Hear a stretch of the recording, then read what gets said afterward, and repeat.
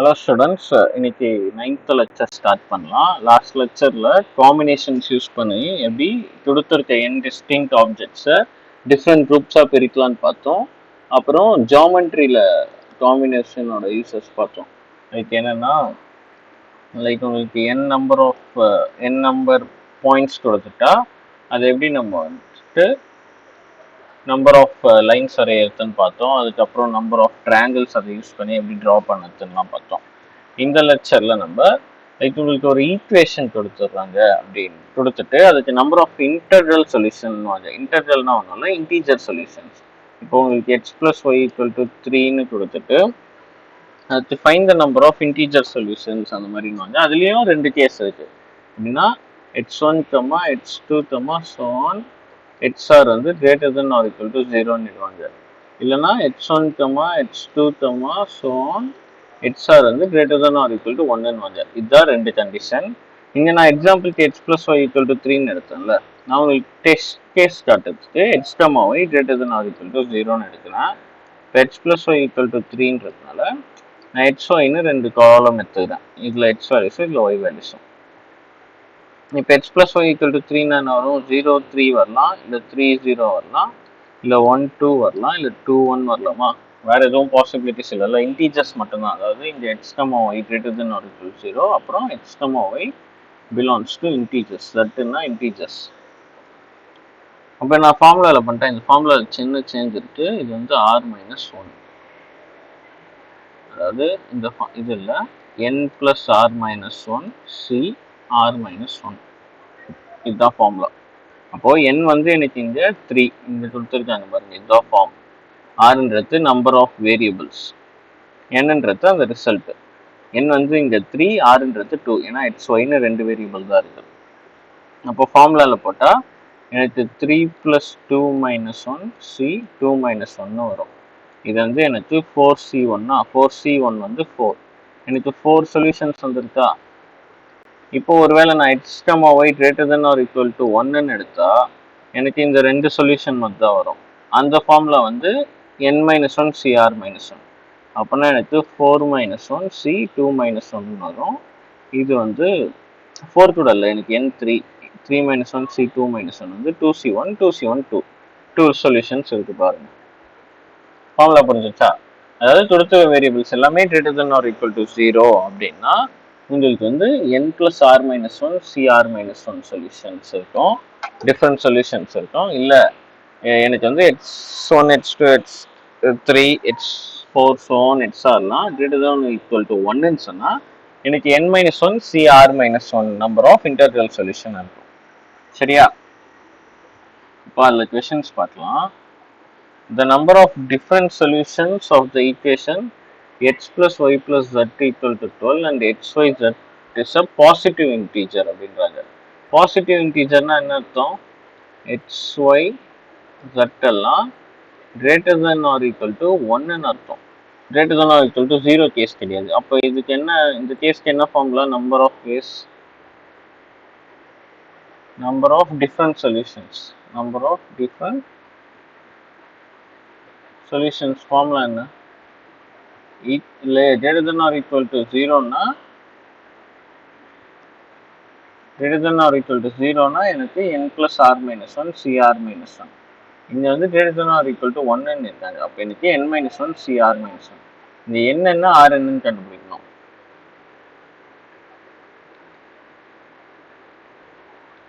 Okay, இது என்னன்னா number என்னன்றது அந்த ரிசல்ட். இங்கே வந்து 12, rன்றது நம்பர் ஆஃப் வேரியபிள், இங்கே x, y, z 3 வேரியபிள் இருக்கு. அப்போ எனக்கு ஃபார்முலாவோட நம்பர் ஆஃப் டிஃப்ரெண்ட் சொல்யூஷன் வந்து n - 1 cr - 1. n வந்து 12 - 1 c 3 - 1. இது வந்து 11c2. 11c2 வந்து 11 × 10/2 which is 55. ஃபர்ஸ்ட் ஒன்னோட ஆன்சர் வந்து 55. செகண்ட் ஒன் பார்க்கலாமா? இது வந்து கொஷின் 1. இப்போ நான் வந்து கொஷின் 2 பார்க்க போகிறேன். கொஷின் 2 என்னன்னா, in how many ways can 10 similar balls be put in 4 distinct boxes? இப்போ உங்களுக்கு வந்துட்டு 10 பால்ஸை 4 டிஸ்டிங் பாக்ஸில் பிரிக்கணும். ஓகேவா? லைக் ஒரு பாக்ஸ்லயும் எத்தனை பால்ஸ் இருக்குன்னு சொல்ல. அப்படின்னா நான் ஒரே பாக்ஸ்ல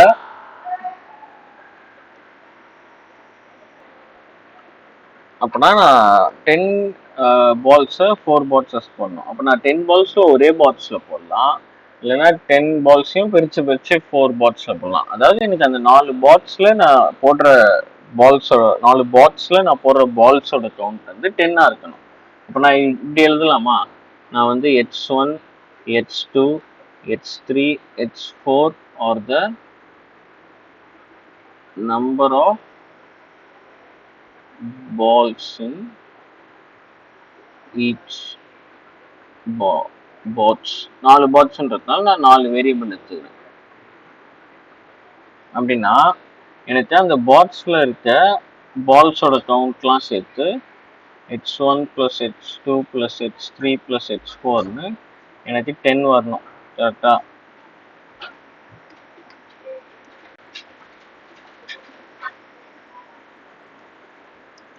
ப்ளஸ் இங்கே வந்துட்டு நான் 10 பால்ஸுமே ஒரே பாக்ஸில் போடலாம், இல்லைன்னா நான் பிரிச்சும் போடலாம். அதாவது எனக்கு H1, H2, H3, H4ல் சிலது 0வாக இருக்கலாம். அப்படின்னா எனக்கு H1, H2, H3, H4 வந்து greater than or equal to 0. நான் வந்து H1 0, H2 0, H3 0, H4லேயே 10 பால்ஸுமே நான் போடலாம். ஏன்னா அவங்க ஒரு பாக்ஸில் மினிமம் எவ்வளோ இருக்கணும்னு கண்டிஷன் தரல. அப்படின்னா இப்படி போடலாம். அப்போ எனக்கு H1, H2, H3, H4 greater than or equal to 0. இதுக்கு ஃபார்முலா என்ன? Number of different solutions. இப்போ நான் H1, H2, H3, H4 அதுக்கு நம்பர் ஆஃப் டிஃப்ரெண்ட் சொல்யூஷன்ஸ் கண்டுபிடிச்சிட்டா எனக்கு நம்பர் ஆஃப் வேஸில் எப்படி நான் இந்த பால்ஸ்லாம் பிரிக்கலாம்னு தெரியும். அது வந்து n + r - 1 cr - 1, 10 + 4 - 1 c4 - 1. இது வந்து 13c3. 13c3 வந்து 13 into 13c3 வந்து 13 into 12 into 11/6. 6 2. அப்போனா 13 into 22 வரும். 13 into 22 பார்த்தீங்கன்னா உங்களுக்கு என்ன தரும்? 2 13 26 26 286 தான் ஆன்சர். அப்போனா 286 டிஃப்ரெண்ட் வேஸில் நான் 10 பால்ஸை இந்த பாக்ஸஸ் உள்ள போடலாம். இப்போ அதே தேர்ட் ஒன் பார்த்தீங்கன்னா அதே 10 பால்ஸ் 4 டிஸ்டிங் பால்ஸ், ஆனால் எல்லா பால்ஸையும் அட்லீஸ்ட் ஒரு பால் எடுக்கணுன்றோம். அதாவது அதே H1 + H2 + H3 + H4 equal to 10 தான். இன்னும் கண்டிஷன் மட்டும் அது H1, H2, H3, H4 greater than or equal to 1. இது ஃபார்முலா என்ன? n - 1 cr - 1 தான். இதுக்கு நீங்கள் சால்வ் பண்ணிட்டு எனக்கு கமெண்ட்ஸில் ஆன்சர் சொல்லுங்க. சரி, நம்ம அடுத்த டாபிக் போகலாம். இது என்னன்னா, the sum of the numbers formed by taking all the given n digits, 0 is not taken when repetition is not allowed. Okay, இப்போ நான் உங்களுக்கு வந்து 1 2 3ன்னு 3 நம்பர் தரேன். 1 2 3 இதை வச்சு நம்பர் ஆஃப் டிஜிட்ஸ், எல்லா டிஜிட்ஸும் எடுத்து நான் எத்தனை நம்பர் ஃபார்ம் பண்ண முடியும்னா 3 ஃபேக்டோரியல் நம்பர்ஸ் ஃபார்ம் பண்ணலாமா? ஸ்டார்டிங் பெர்மிட்டேஷன்ல பார்த்துருப்போம். இந்த 3, இந்த 2, இந்த 1, அதாவது இந்த கொடுத்துருக்க 3 நம்பர்ஸ்ல எதனா ஒன்று இங்கே வரும். அப்படி வந்துட்டா இந்த 3 வேஸ் பாசிபிள், இந்த 2 வேஸ், இந்த 1 வேஸ். 3 × 2 × 1 3 ஃபேக்டோரியல் வேஸ் பார்த்தோம். இந்த 3 ஃபேக்டோரியல் நம்பர்ஸ்னா 6 நம்பர்ஸ் ஃபார்ம் ஆகுமா? அந்த 6 நம்பர்ஸ் என்னென்னா 1 2 3 1 3 2 2 3 1 2 1 3 3 2 1 3 1 2. இந்த 6 நம்பர் தான் ஃபார்ம் ஆகும். இந்த 6 நம்பர்ல சம் பண்ணா நம்மளுக்கு என்ன கிடைக்கும்? இது 6 6 12, இது 3 6 9 13 வருதா? இங்க 1 பண்ணா 3 4 7 6 13 வரும். 1 3 3 2ன்னு கிடைக்கும். இது நம்ம 3 நம்பர்ன்றதுனால 3 டிஜிட் ஈஸியாக இப்படி ஆட் பண்ணிட்டோம். இப்படி 6 கேசஸ். இதுவே எனக்கு ஒரு 5 நம்பர்ஸ் கொடுத்துட்றான்னா எனக்கு 5 டிஜிட் நம்பர் வரும். லைக் 1 2 3 4 5 5 டிஜிட் நம்பர் டோட்டல் இதில் எவ்வளோ பாசிபிள்னா 120 நம்பர்ஸ் பாசிபிள். 120 நம்பர்ஸையும் இந்த மாதிரி லிஸ்ட் பண்ணிலாம் என்னால் ஆட் பண்ண முடியாதுல்ல. அதுக்கு தான் நம்மளுக்கு ஃபார்முலா இருக்குது. ஃபார்முலா என்னன்னா, இப்போது என்ன பண்ணோம்னா நம்ம சம் கண்டுபிடிச்சா sum of all the n digits எடுத்துப்போம். ரிப்பிட்டேஷன் அலௌட் இல்லை, அதுதான் மெயின். இங்கே sum of all the n digits என்ன, இங்கே 1 to 3 எக்ஸாம்பிள் நான் சொல்கிறேன் பாருங்க. 1 + 2 + 3 அப்புறம் எத்தனை டிஜிட்ஸ் n நம்பர்ஸ் இருக்குன்னா n-1 ஃபேக்டோரியல் எடுத்துப்போம். 2 ஃபேக்டோரியல் இன்ட்டு இந்த 111 n டைம்ஸ் எடுக்கணும். மொத்தம் இங்கே வந்து 3 நம்பர்ஸ் இருக்குது. அப்போது நான் 111 3 டைம்ஸ் எடுத்துப்பேன். இப்போ இதை கம்ப்யூட் பண்ணால் எனக்கு வந்து ஆன்சர் கிடைச்சிடும். 1 + 2 + 3 வந்து 6 × 2 × 111. இது வந்து 12 × 111. இது கிடைச்சா என்ன கிடைக்கும்? 1 2 2 2 111. இது வந்து 1332. அப்போ எனக்கு சம் பார்த்தீங்கன்னா ஃபார்முலா வச்சோம் 1332 தான் கிடைக்கும். இதே தான் உங்களுக்கு இந்த 5 டிஜிட் சொன்னால இதுக்கு வேணா நீங்கள் பண்ணி பாருங்க. என்ன கிடைக்கும்னா அதில் 1 + 2 + 3 + 4 + 5 பண்ணால் என்ன வரும்? 15 வரும். அப்புறம் n-1 ஃபேக்டோரியல்னா 24 இன்ட்டு 11111 5 1 எழுதி இதை பண்ணால் நம்மளுக்கு இந்த கொடுத்துருக்க 5 டிஜிட்ஸ் வச்சு டிஃப்ரெண்ட் நம்பர்ஸ் ஃபார்ம் பண்ணால் அதோட எல்லா சம்மும் என்னன்னு தெரிஞ்சிடும். இது வந்து without repetition. In repetition is not allowed. In case repetition allow ஆச்சுன்னா அதுக்கு இது வந்து 1. ரிப்பிட்டேஷன் அலோ ஆச்சுன்னா ஒன்றும் இல்லை, என்ன சேஞ்சுனா அதே sum of all n digits பண்ணுவோம். 111 வந்து அதாவது 111 வந்து n டைம்ஸ் எடுப்போம்.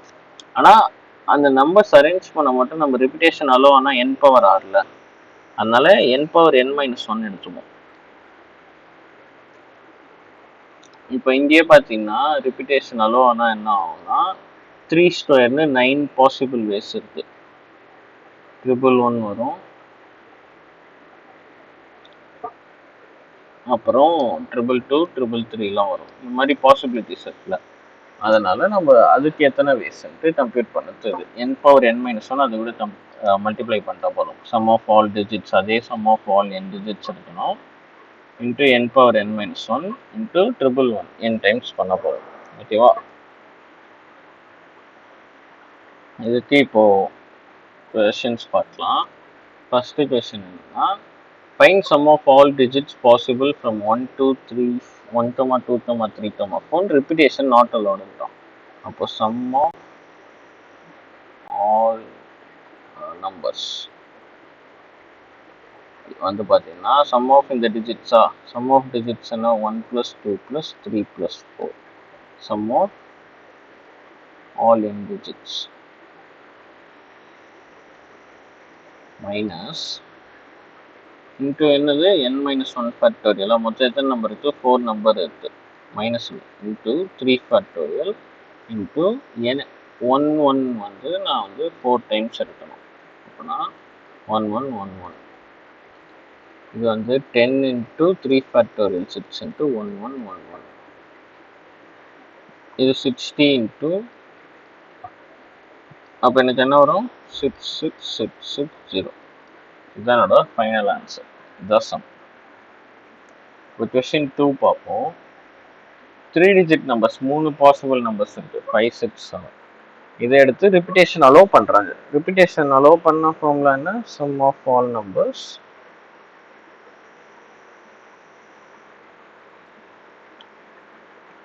சம் ஆஃப் n டிஜிட்ஸ் பண்ணோம். அது வந்து 5 + 6 + 7 இன்ட்டு n⁻n-1 இங்கே 3 நம்பர்ஸ் இருந்தால 3² இன்ட்டு 3 வாட்டி 1 வரும். 3 டிஃப்ரெண்ட் நம்பர்ஸ் இருக்கிறதுனால அப்போ 5 + 6 + 7ன்றது எனக்கு 18 வரும். 18 × 9 × 111 18 9 என்ன தரும்?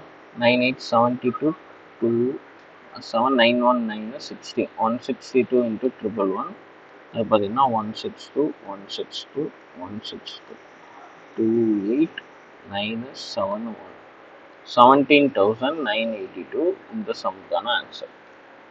இப்போ ஒரு இதாக சம்மேஷன்லாம் அப்படின்ட்டு இன்கேஸ் நான் இங்கே மென்ஷன் பண்ணிப்பேன்,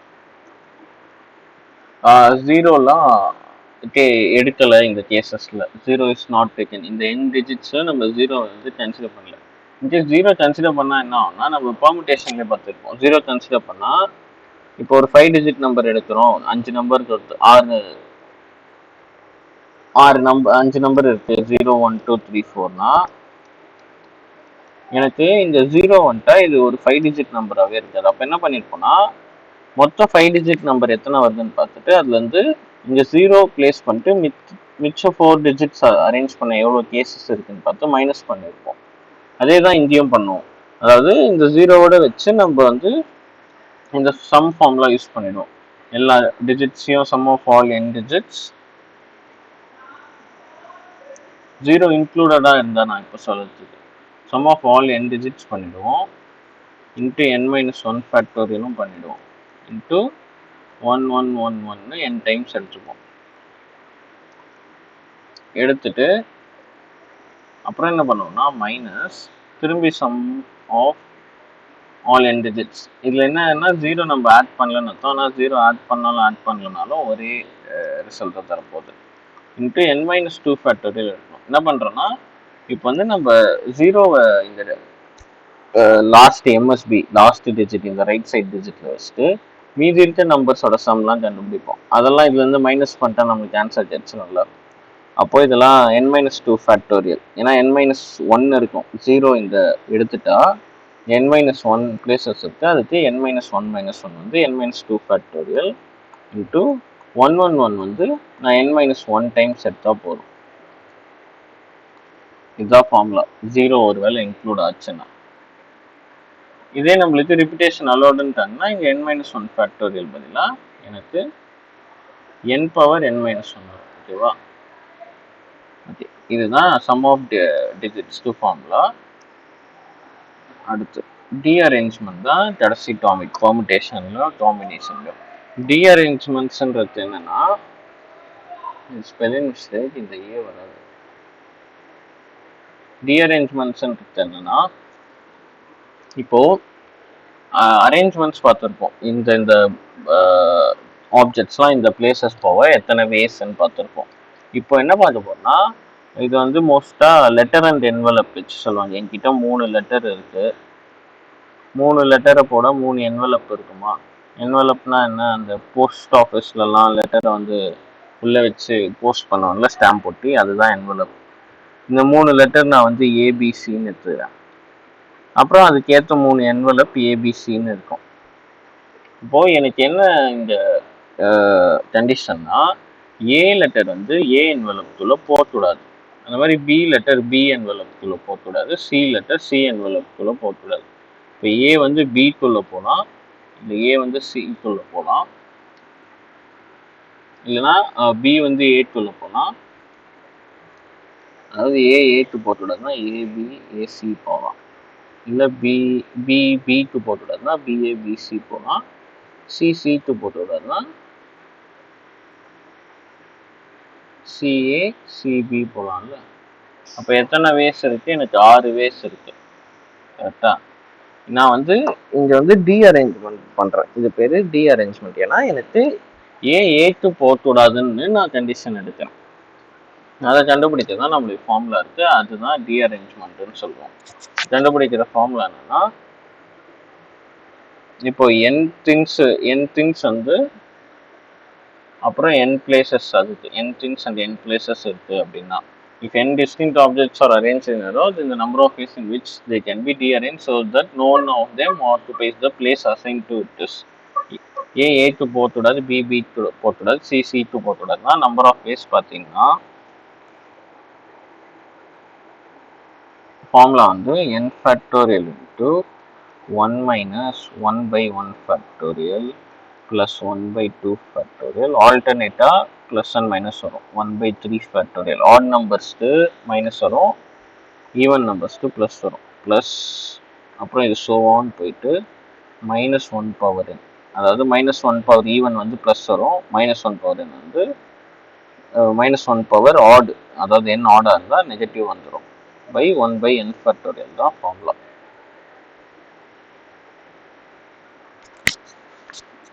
அதாவது இப்போ ஏபிசி இருக்குன்னா இது லெட்டர்னு வச்சுப்போம், க்ரீன் கலரில் எழுதிருக்கு. அது போகிற என்வலப், இப்போ ஏ வந்து ஏக்கு போகுதுன்னா பிக்கு போகுதுன்னு வச்சுப்போம். பி வந்து ஏக்கு போகுது, சி வந்து பிக்கு போகுது. அதே மாதிரி ஓகே சாரி இது பாசிபிள் இல்லை. பி வந்து சிக்கு போகுது, சி வந்து ஏக்கு போகுது. இப்போ அதே மாதிரி சி வந்து ஏ வந்து சிக்கு போகுதுன்னா பி வந்து ஏக்கு போகலாம், சி வந்து பிக்கு போகலாம். வேற எதுனா பாசிபிலிட்டிஸ் இருக்கா? எனக்கு தெரிஞ்சு வேற எதுவும் இல்லை. அப்போனா எனக்கு இந்த டீஅரேஞ்ச்மெண்ட் ஃபார்முலாவில் அப்ளை பண்ணி பார்க்கலாமா? 3 தானே, 3 factorial into 1 - 1/1 factorial plus 1/2 factorial. n ஃபேக்டோரியலில் நம்ம ஸ்டாப் பண்ணோம். இங்கே n வந்து 3, அப்போ -1/3 ஃபேக்டோரியலில் ஸ்டாப் பண்ணிவிடுவாங்க. இப்போ எனக்கு 3 ஃபேக்டோரியல் வந்து 6, 1 - 1 ப்ளஸ் 1/2 மைனஸ் 1/6, 1/6. ஓகே, அடுத்த கொஷனே வந்துடுச்சு. ஓகே, இப்போ எனக்கு 6 இன்ட்டு 1 - 1 0, 1/2 மைனஸ் 1/6 பார்த்தீங்கன்னா 3 - 1/6, இது பார்த்தீங்கன்னா 2 வரும். அப்போனா எனக்கு நம்பர் ஆஃப் வேஸ் வந்து 2. நீங்கள் லிஸ்ட் அவுட் பண்ண பார்த்தீங்களா, 2 வேஸ் தான் இருக்குது. இப்போ டீஅரேஞ்ச்மெண்ட்னா என்ன பண்ணுச்சா, நம்ம ஒரு ஆப்ஜெக்ட்டும் ஒரு பிளேஸ்க்கு தான் போகணும்னு அசைன் பண்ணியிருக்கோம். அந்த மாதிரி எல்லா ஆப்ஜெக்ட்டும் ஒரு ஸ்பெசிஃபிக் பிளேஸ் அசைன் பண்ணியிருக்கோம். ஆனால் அந்த பிளேஸ்லாம் போகாமல் அது எல்லாமே வேறு வேறு பிளேஸ்க்கு போக எத்தனை வேஸ்ன்னு பார்த்தது தான் டீஅரேஞ்ச்மெண்ட். அதாவது அதெல்லாம் அரேஞ்ச் பண்ணாமல் டீஅரேஞ்ச் பண்ணுறோம். இது வந்து பெர்முடேஷனுக்கு ஆப்போசிட்டாக சொல்லலாம். இப்போ இதுலேயே ஒரு கொஸ்டின் பார்த்துடலாம். How many ways you can put 7 letters into the respective envelope such that exactly 3 go into the right envelope? இங்கே என்ன சொல்லிட்டாங்கன்னா 7 letters இருக்கு, அதில் வந்து நீங்கள் எக்ஸாக்ட்லி 3 தான் அதோட ரைட் என்வலப்ஸ்க்கு போகுதுன்னு சொல்கிறாங்க. இப்போ ஃபஸ்ட்டு என்ன பண்ணோம்னா நம்ம 7 லெட்டர்ஸில் இருந்து அந்த 3 என்னன்னு கண்டுபிடிக்கணும். இல்லை 3 கண்டுபிடிக்கணும். 7 லெட்டர்ஸில் 3 கரெக்டாக போயிடுது. இப்போ எனக்கு நம்பர்ஸில் இந்த வாட்டி 1 2 3 4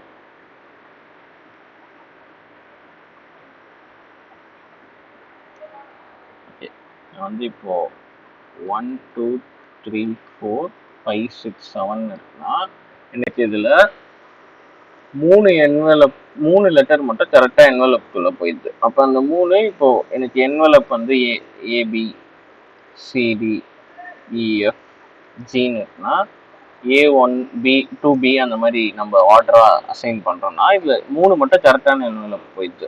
மீதி 4 வந்து தப்பான என்வலப் தான் போகுது. அதாவது 1 வந்து A2, இப்போ 5 6 7 வந்து கரெக்டாக EFGக்கு போயிடுச்சுன்னா இந்த மிக்சருக்கு 4 லெட்டரும் கரெக்டாக இந்த ஏபிசிடிக்கு போகல. அதாவது 1A2 போகாது, 2Bக்கு போகாது, 3Cக்கு போகாது, 4Dக்கு போகாது.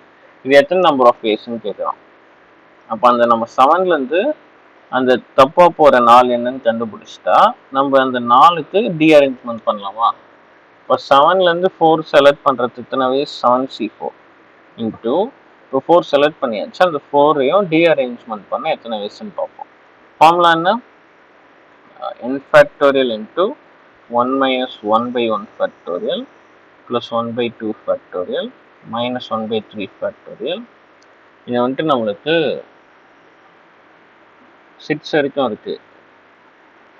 6 இல்லை 4 வரைக்கும் 4 லெட்டர் தானே தப்பா போகுது. அப்போ ப்ளஸ் 1/4 factorial இதுதான் ஃபைனல். அப்போ 7C4 into 4 factorial 1 minus 1/1 factorial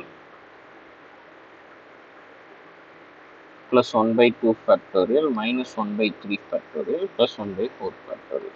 இது சால்வ் பண்ணால் ஆன்சர் கிடைச்சிடும். 7C4 நான் வந்து 7 into 6 into 5 into 4/4 factorialனு எடுத்துக்கிறேன். into 4 factorial 1 minus 1 இது 0 ஆகிடும். அப்போ இது 1/2 plus 1/4 வந்து 1/24 minus 1/6. 1/4 ஃபேக்டோரியல் அது 1/24. இப்போ இது சால்வ் பண்ணால் என்ன கிடைக்கும்? 4 ஃபேக்டோரியல் கேன்சல் ஆகிடும். 7 6 42 5 4 20. 42 into 20 பார்த்தீங்கன்னா 840. 840 into 1/2 minus 1/6 பார்த்தீங்கன்னா நம்மளுக்கு 1/3 தரும். கரெக்டாக? 3/6 minus 1/6 2/6, அது 1/3. இப்போ இது பார்த்தீங்கன்னா 840 into 24 LCM. இது 8 plus 1/24.